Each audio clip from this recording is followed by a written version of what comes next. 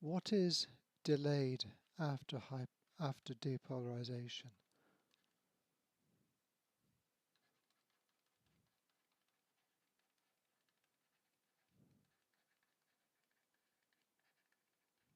Delayed after depolarization occurs when you'll often see an action potential.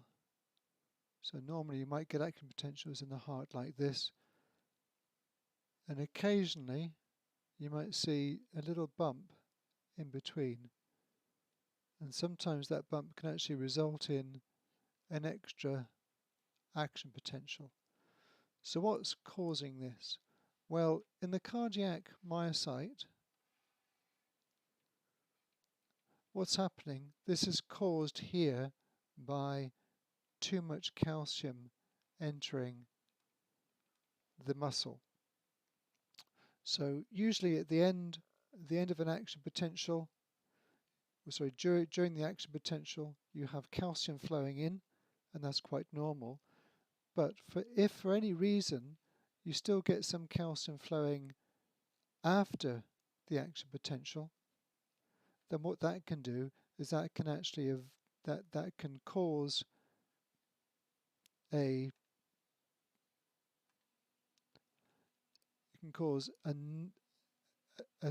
sodium calcium exchanger to start trying to pump this calcium back out again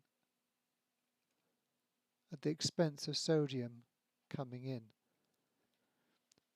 Now, because you get one calcium being pumped out for every 3 sodiums coming in, this results in a net charge transfer of positive into the cell.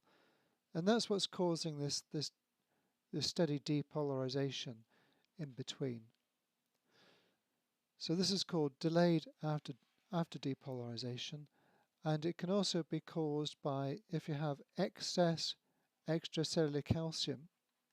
So that's what's causing some of this extra calcium inflow, and this is under a condition called hypercalcemia.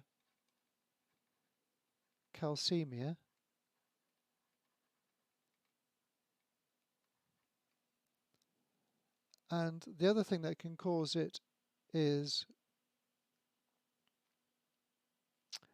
a excess of a deficit of extracellular potassium, hypokalemia.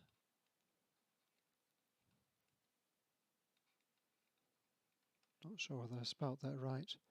And that causes an effect on potassium channels, and it's a bit complicated, but that also affects the repolarization. So the way this manifests itself is through a prolonged QT interval. So let's just remind ourselves of what that is. You've got the cardiac action potential doing something like this, and this corresponds to the P wave is the depolarization of the atrium. Then you've got the QRS, so that corresponds to the atrial depolarization.